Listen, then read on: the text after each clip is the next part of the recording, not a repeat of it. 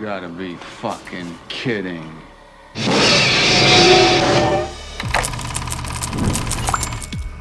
What if all the things around us had the potential to be hostile shapeshifters? Would we be able to survive and make it home for Christmas? This is the problem R.J. McCready and a group of Antarctic researchers are faced with in John Carpenter's 1982 masterpiece, when they discover that an organism with the ability to assimilate and imitate any living creature has infiltrated their camp. As is custom, we're going to follow the major events in the film, the obstacles our main characters encounter, and the decisions they make along the way to figure out how to survive the thing. Before the thing even shows up at camp, there's a few things you can do to prepare. For one thing, consider learning Norwegian since you're right next to the Norwegian camp. Your communications are going to be down and windows won't be able to get through to the outside world. So having a way to communicate with the camp next to you will be pretty helpful. And more importantly, this will mean that you'll actually be able to understand what Lars is saying at the start of the film.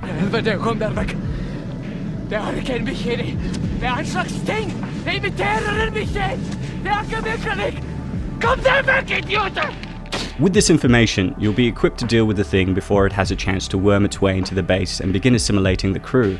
But if you don't speak the language, first things first, it's imperative that you know your enemy. The thing is an extremely hostile, shape-shifting, extraterrestrial organism that's thousands of years old. Its original physical characteristics are unknown, as it could have assimilated hundreds, if not thousands of other species before it crashed on Earth. But what we do know for sure is that it's an ambush predator that isolates a potential victim or threat before it latches onto a host and rearranges its cellular structure to mimic whatever it's assimilated. It has the ability to reconstitute itself following immense damage and is invulnerable to most conventional forms of attack. However, it is vulnerable to fire and potentially molecular acid since they both destroy the creature at a cellular level. With acid hard to come by, your best option is to burn it, all of it, immediately. Should you leave even a bit of it unscorched, it's going to rearrange itself and scurry away, as seen with the Norris thing. It's important that you can distinguish who has and hasn't been assimilated by the thing. There's no obvious sign of assimilation, so determining who is and isn't a thing will be difficult. However, there are a few ways we can tell. The creature will tear its victims apart, so you can keep an eye out for suspicious wardrobe changes. But this obviously isn't a foolproof method, as the thing realizes this in the film and uses it to its advantage. When do you think it got to him? I don't know. Could have been any time, anywhere, if it did get to him. Luckily, there's a more concrete way of screening your fellow crew members. The film's graphic novels and video games have outlined several methods of distinguishing an imitation from an original creature, based around either blood testing or searching for missing inorganic components like tooth fillings or prosthetics.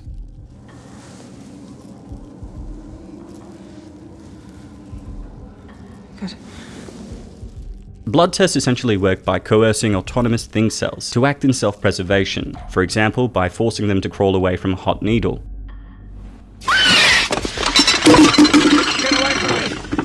Another blood test variant is the blood serum test, where a suspected imitation's blood is mixed with uncontaminated blood, which will hypothetically react if the creature is an imposter. While the 2002 video game adds a further method of testing in the form of a blood test hypo, a portable blood testing device which exposes a suspect's blood to a caustic chemical agent.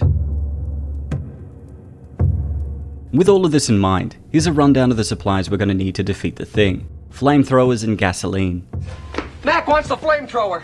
Mac wants the what? That's what he said, now move! Damn it. Don't even bother with guns, they're pretty useless against the thing. Just give everyone who you know isn't a thing a flamethrower, and always make sure the tanks are full. Next, you're going to want to use some thermo grenades. Just make sure that you don't have butterfingers like the Norwegian pilot at the start.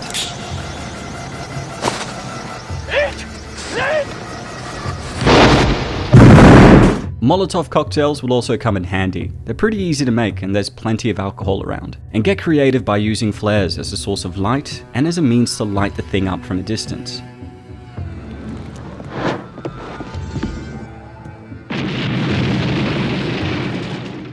You're also going to want to make sure that you have the materials for the blood test as well. Remember that you'll need to test people every time that they leave and re-enter the room, as diligence is key, so you're going to want to have as much supplies as you can.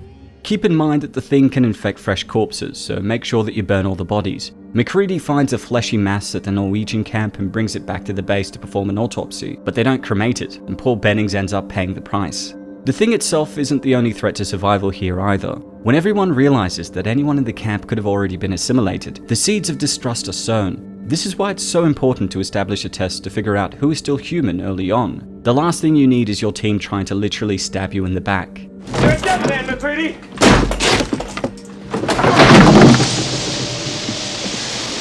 Anyone messes with me and the whole camp goes. Where's the rest?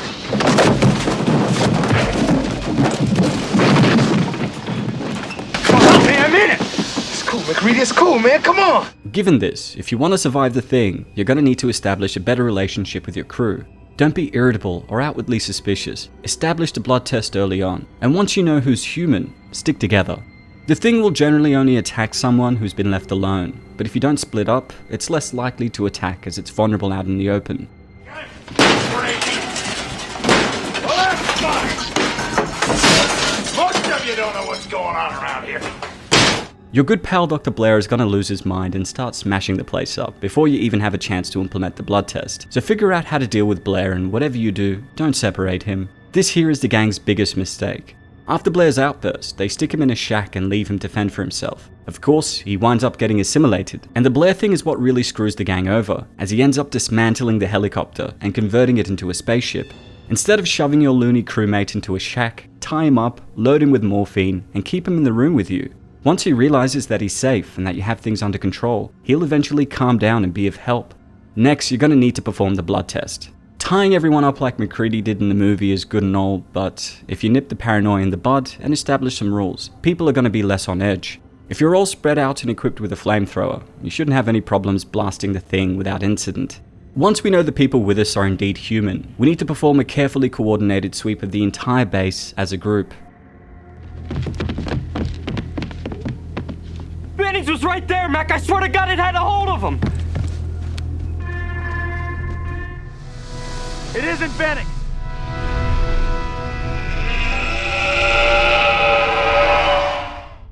After destroying the Blair thing and the base along with it, at the end of the thing, McCready and Childs are the only ones left. There are a few theories out there that when the scene is backlit against Childs, no breath can be seen coming out of his mouth, and since we see McCready's, Childs must be a thing. But I disagree. I've enlarged it here so that we can settle this once and for all, and we can see that Childs' breath is visible in both cuts of the film. It's a pretty nihilistic ending either way, but what the theories about the open ending suggest is that if McCready wants to survive, he needs to know if Childs is a thing. If he is a thing, he's got to burn him, but if he's human, y'all need to start making plans on.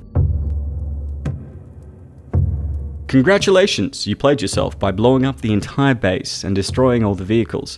The nearest base is over an hour away by helicopter, and with temperatures ranging from negative 38 degrees Celsius to negative 80 degrees, you're not going to make it far without a vehicle.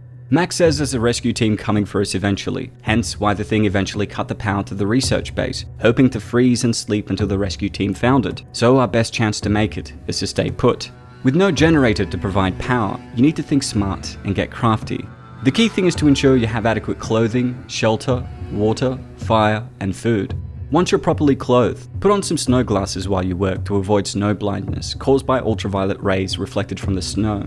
Next step is to rummage through the damaged base and build a temporary shelter. This actually won't be too hard as there's quite a few standing structures and pieces of debris that you can use. Cover the structure you have with layers of snow that will act as insulation, and once your shelter is sorted, get your hands on a knife, some flint and metal debris to build yourself an Inuit kudlik, known commonly as a seal lamp and usually covered in seal blubber. This multi-functioning tool used by the Inuit can be used to shovel snow, it works as a lamp, and functions as a heat source that can maintain a temperature of freezing point. That might seem cold, but compared to the negative 38 degrees Celsius outside, the kudlik will feel like an oven. If you're going to build a kudlik, don't forget to create a hole to provide ventilation for the carbon monoxide to escape.